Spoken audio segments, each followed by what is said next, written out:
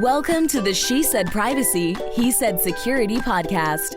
Like any good marriage, we will debate, evaluate, and sometimes quarrel about how privacy and security impact business in the 21st century.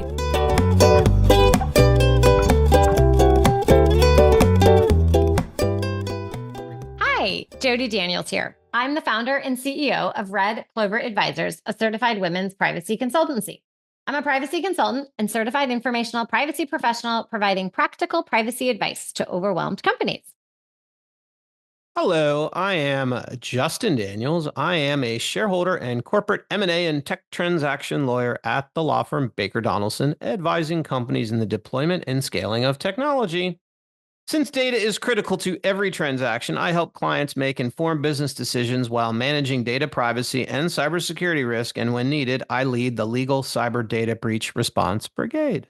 And this episode is brought to you by Clover Advisors. We help companies to comply with data privacy laws and establish customer trust so that they can grow and nurture integrity. Stop. I'm going to go into giggles.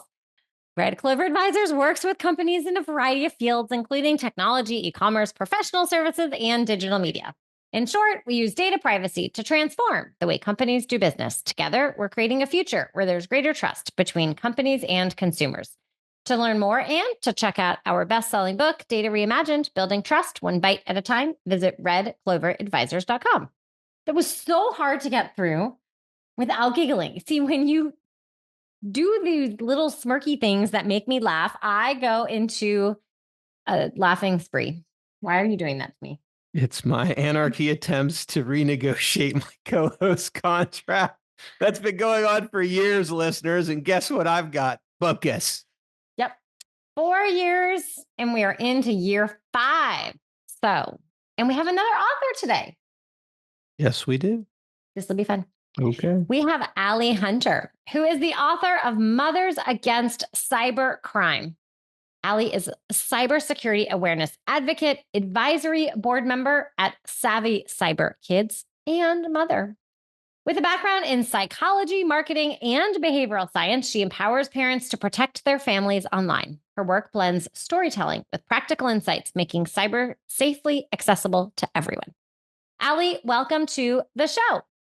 Thank you so much for having me. I'm honored.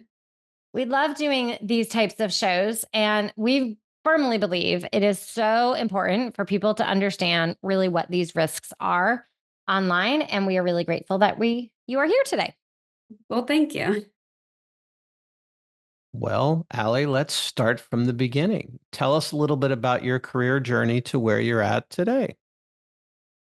So I began my career with a focus on marketing, and then I really got into the web design and graphic design aspect of it. So then I went back to school for that.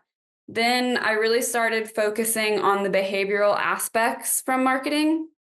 I was constantly questioning why people think the way they do, what motivates them, things like that. So then I went back to school again for psychology, and I started a career as a neurodevelopmental teacher, ABA therapy for kids with autism and other developmental disabilities. I then got pregnant, and really unfortunate circumstances led me to becoming a single mother.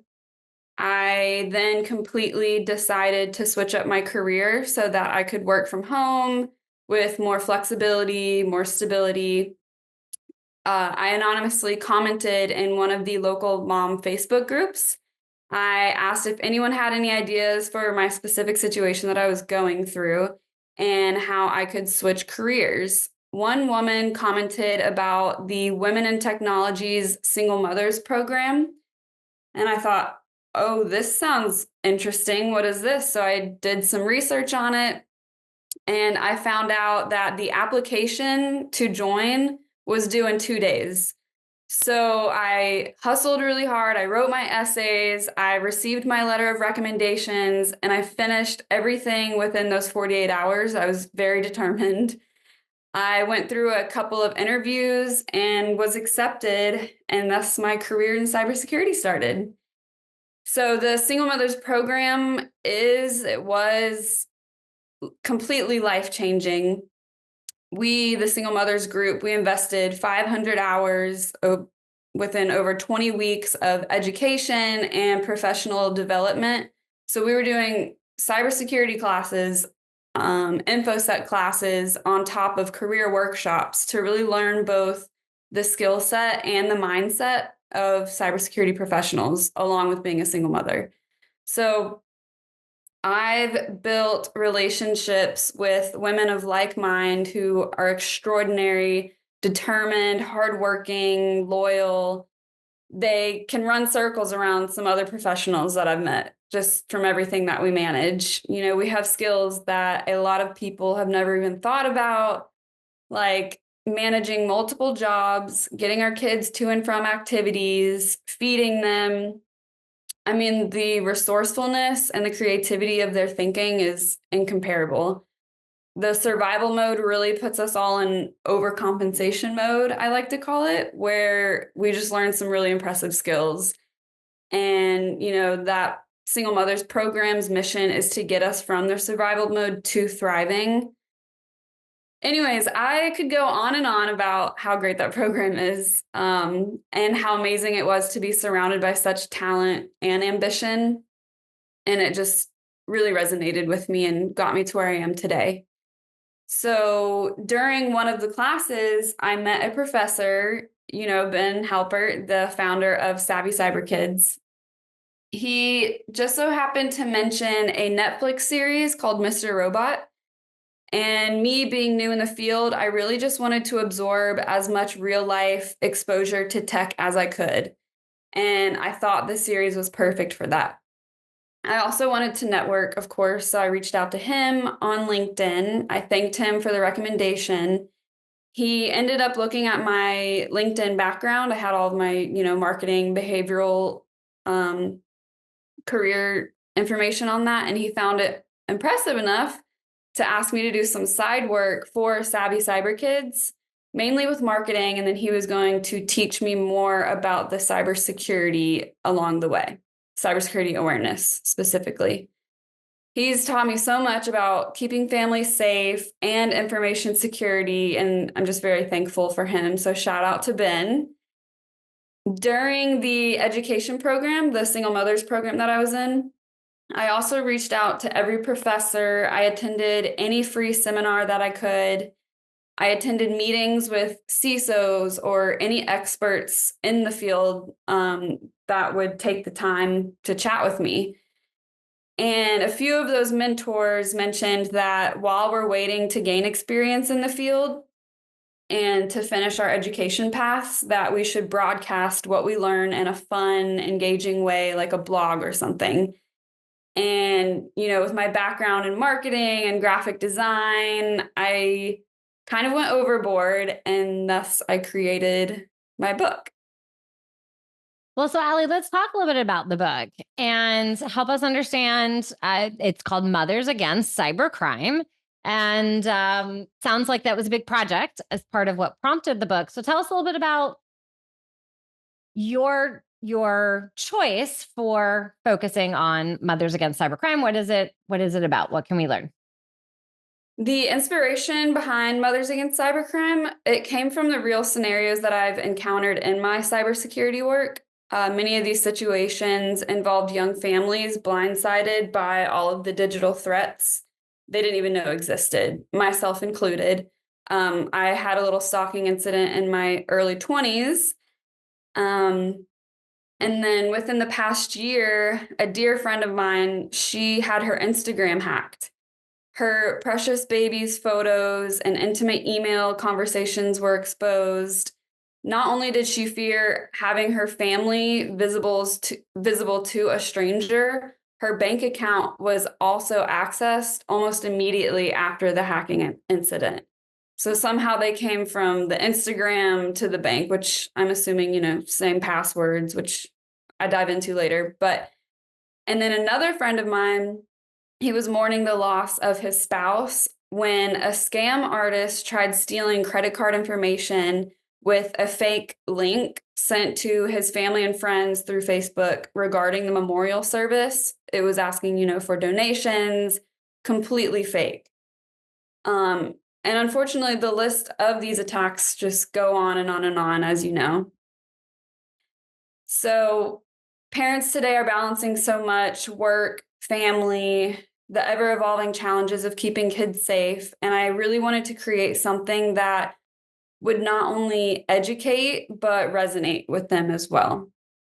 So this book combines real life, sometimes unsettling stories with, and very unsettling, there's trigger warnings throughout the book, heads up, with practical advice that goes beyond just the how and into the why of cybersecurity.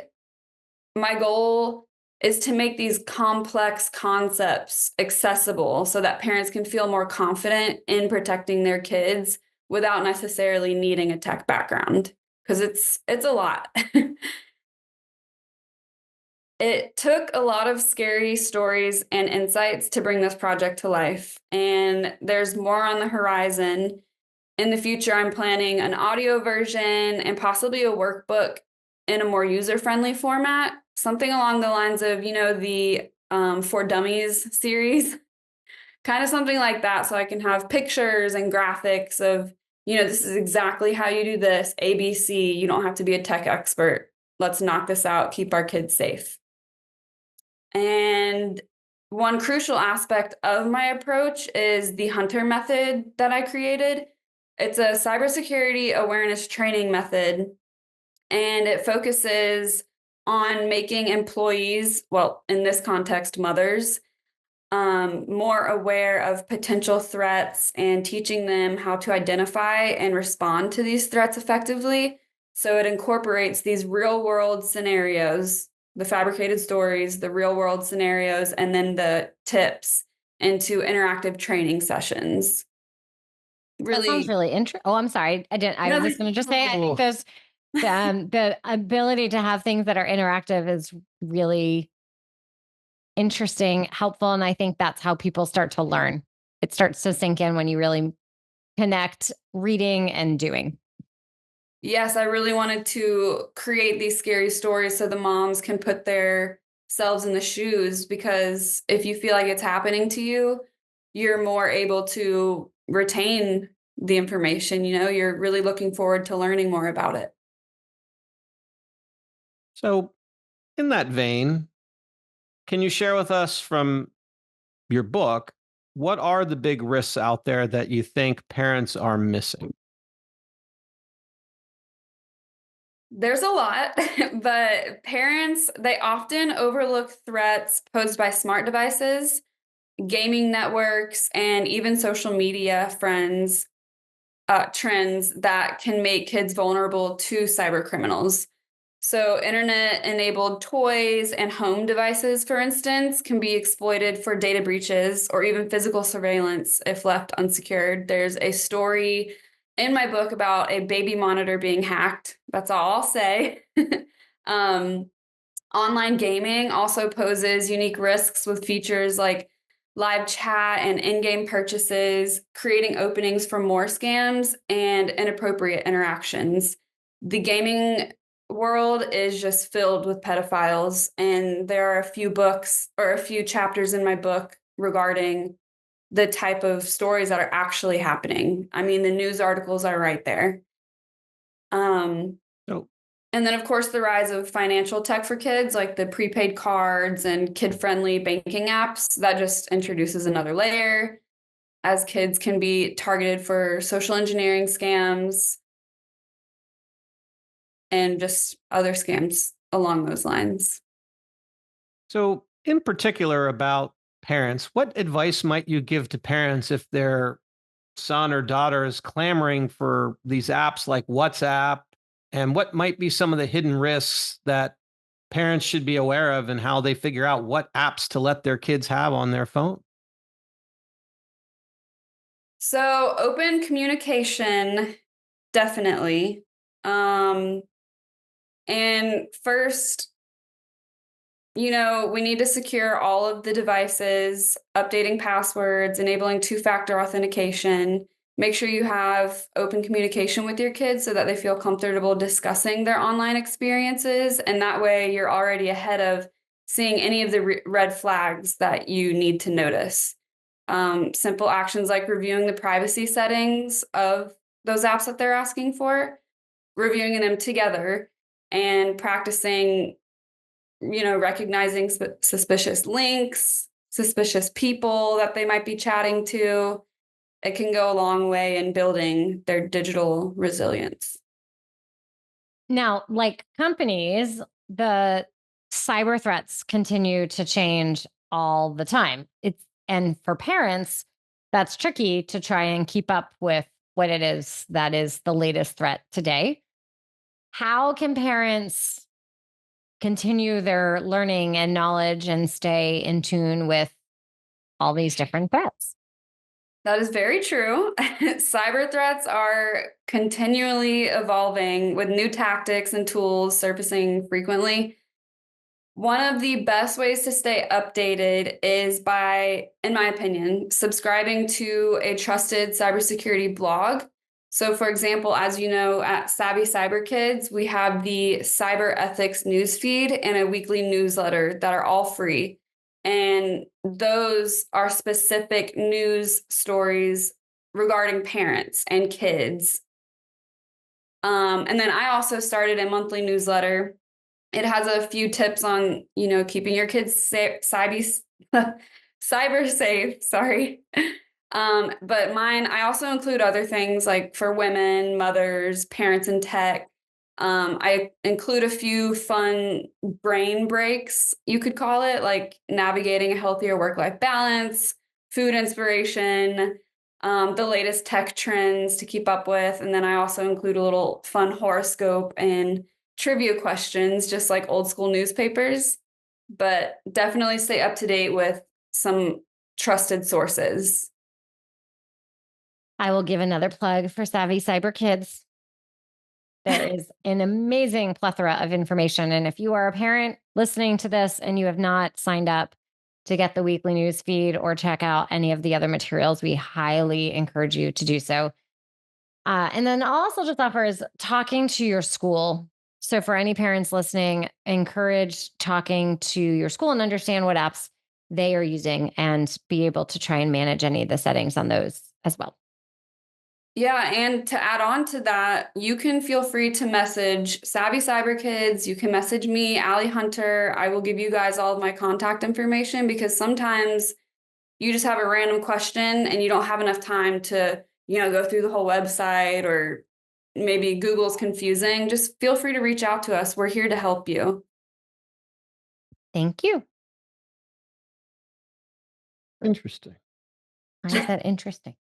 Because I guess, Allie, I'd love to get your thoughts on an emerging issue, and that's the one around deepfakes. And kids are very savvy when it comes to technology. And so what do we do as parents, particularly if you have a daughter, where now people can make deepfakes that put people's faces on bodies that aren't there and show people in really adverse lights? I feel a lot of times parents, want their kids to have a phone because it's a safety feature, but they are really unaware, particularly in this case, about how this evolving threat could really damage a young person's reputation, say in high school or whatnot, permanently. There's also a chapter in my book regarding that. There's 2 stories about it because, yes, it's an emerging trend that's happening and kids are getting cyberbullied about it. They'll take the faces of those kids and put it on nude images, and who's to believe if they're real or not? So again, I think open communication with your kids, figuring out exactly what's happening, talking to educators. And my biggest thing is to make everything private. If you don't know anybody, don't accept them as a friend because they're more likely to use your image to create a deep fake, especially for the high school kids. So, Allie, I was going to ask if you had to think about one tip that you would give people, and you kind of just gave a hint about private. So maybe that's going to still be your tip, but I'll give you another option just in case. We always ask everyone, what is their favorite privacy tip? My favorite privacy tip is, it's actually a quote. Okay, so think of your personal information like a Lamborghini. It's exclusive, it's high value, and it's meant for only a select few. Just like you wouldn't hand over the keys to that luxury car to just anyone, your data and online presence deserves the same level of protection because, let's face it, you and your family are priceless. So again, set your socials to private and only accept connections with people who you know that they're sending you a connection request. Now, unless you're a public figure or trying to be a public figure, I would say then accept those. But if you're going to post your children, make sure you cover their faces with stickers. You can use a simple app like Canva or something, just cover them. Don't ever post what you're about to do. Don't say, I'm going on a trip to Hilton Head Island. I would say it's okay to post after the fact. Yeah, those are my big tips. And of course, use multi-factor authentication for all of your logins for socials. Good tips. Well, as a mom, Jody, what would be your tip? I think it's probably, as we're going through this now, it's talking about what information is okay to share, what information's not okay to share. And our younger daughter listens all the time. So she's so familiar with data breach and privacy and limiting data. And so then we'll be somewhere where they really need the information, like at a doctor's office, and they really need to know something. Mom, why are you sharing that? Well, because this is an okay scenario and why it's okay to share this amount of information, but over here it's not. So I like the idea of communication, but really from an education standpoint, because there's only so much blocking. I mean, there's blocking and tackling that I think is important, but at some point they're going to be on their own, and trying to teach them for me is a very important piece. Because I think, agree. I mean, if you only gave me like one, I mean, I got like 25. but I guess one of the things I'm taking away from our conversation with Allie is about this open communication. Yes. But we have other instances where we try to have open communication and Well, then they don't get what they want. it's very challenging.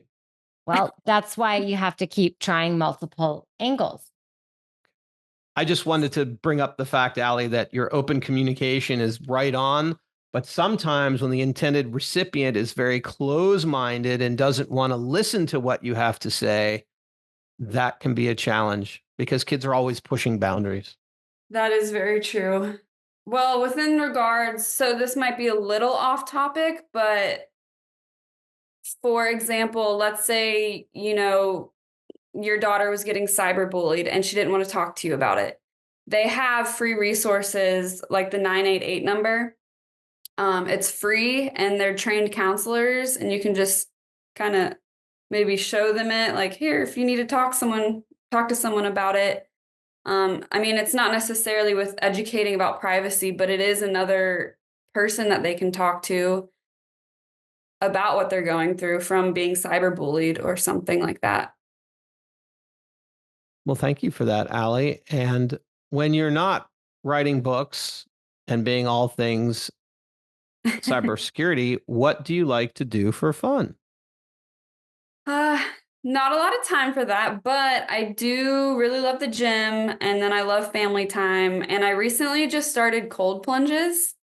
You do like a 15-minute meditation, a 15-minute sauna, and then you get in the cold plunge for 3 minutes. And I love it.